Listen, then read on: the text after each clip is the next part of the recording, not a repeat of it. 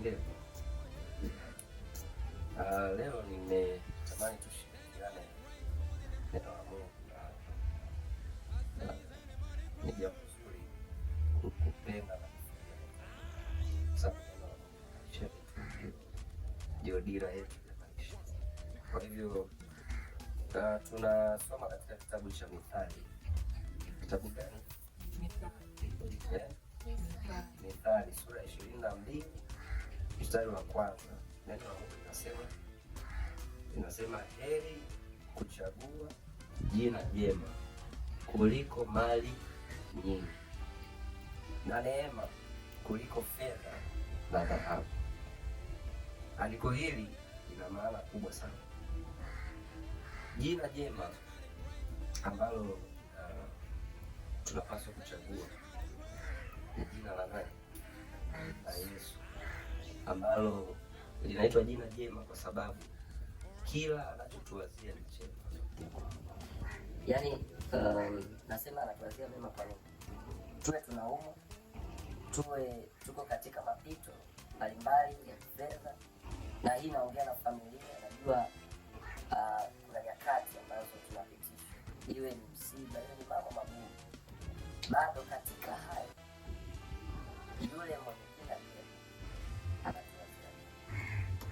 Yaani yeye mawazo yake ni mema tu, hajai kutuwazia mabaya. Ila sisi ndio huwa tunaweka mawazo mabaya, labda Mungu umefanya kwa sababu fulani. Hapana, kuna yale ambayo yeye anafanya kwa makusudi yake na mapenzi yake mema, anakuwa na kusudi. Kwa hiyo ni heri kuchagua jina la Yesu, kwa sababu jina la Yesu limebeba wema wa Mungu, limebeba kile ambacho Mungu anatuwazia. Katika Isaya anasema yeye mawazo yake yako juu sana. Anasema yani anapofikiri yeye ni tofauti na mwanadamu anapowaza.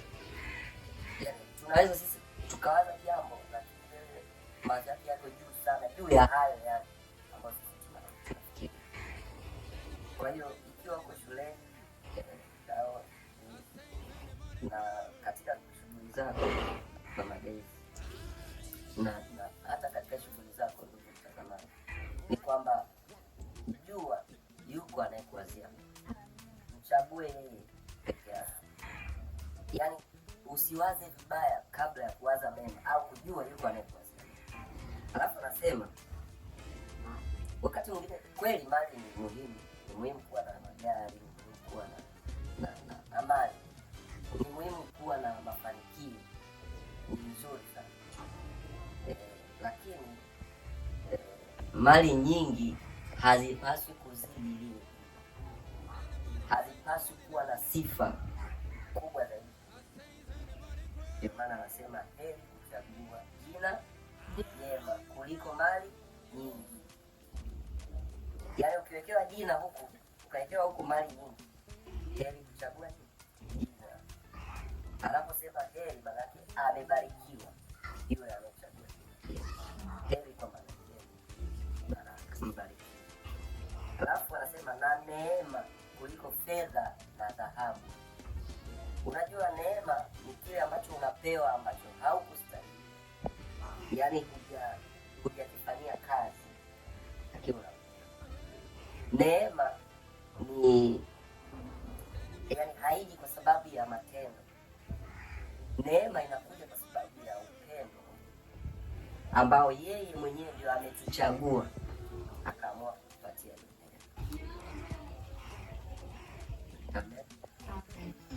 Kwa hiyo neema anamaanisha wokovu, kwa maana anamaanisha ni kipawa, anamaanisha ni kile yani kibali cha Mungu. Anamaanisha ni ile ambayo tumepewa bure, hatulipii hata kitu. Na hiyo ikiwekwa mbele yetu, alafu ikaweka dhahabu, lakini pia ikawekwa fedha, kwa sababu kuishi katika neema inasababisha kibali kuwepo, na hivi vingine vyote vinakuja kulingana na neema. Yaani fedha, dhahabu, vyote vinapatikana kwa sababu yeye ndiye mwenye kila kitu. Kwa hiyo ninawatia moyo na napenda niwaambie siku ya leo kwamba Mungu atuwezeshe, wa kumpenda na kutarajia kutoka kwake. Maisha yanaweza badilika kwa sekunde. Ikiwa unaona uko katika hali ya chini au ya kawaida sana, maisha yanaweza geuzwa kwa siku moja, kwa masaa machache, kwa dakika chache sana. Unaweza shangaa hii imekuwa kushoto, hii imekuwa kulia, tayari kila kitu kimebadilika.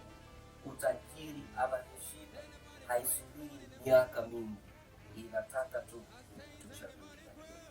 Haya anasema tafuta kwanza ufalme na hayo mengine. Ufalme wake ni nini? Ni amani, upendo. Hicho ndicho tunataka. Baada ya kusema hayo, napenda niombe na Mungu awe pamoja nanyi na sisi sote. Tunakushukuru. Asante. Asante kwa kubali. Tusaidie kuchukua. Tusaidie kutenda. Tuwezeshe kwa Roho wako Mtakatifu. Nasi tuko tayari kama familia, kama watu ambao tumechagua jina lako. Tusaidie kuishi katika jina. Tusaidie kuishi katika neema yako. Tuwezeshe Bwana kukupenda. Tutatenda matendo mema ndio, lakini hatutatarajia hayo yatuokoe, kwa sababu neema yako ipo ili tuokoe bure. Tunakushukuru Bwana kwa kibali hiki na siku ya leo. Pokea sifa na utukufu katika jina la Yesu. Bwana, ponya familia, gusa maisha ya kila mmoja ambaye anatusikiliza na anatutazama. Ponya maisha yake, tengeneza Bwana maisha yake, geuza maisha yake. Kila ambaye amesikia ujumbe huu akuchague wewe, maana wewe ni kila kitu katika maisha yetu. Tunaomba haya tukiamini, tena tukishukuru katika wewe, katika jina lipitalo majina yote, jina jema la Yesu Kristo Bwana wetu. Amen. Amen. Amen. Mungu awafanikishe. Mungu awe pamoja nanyi.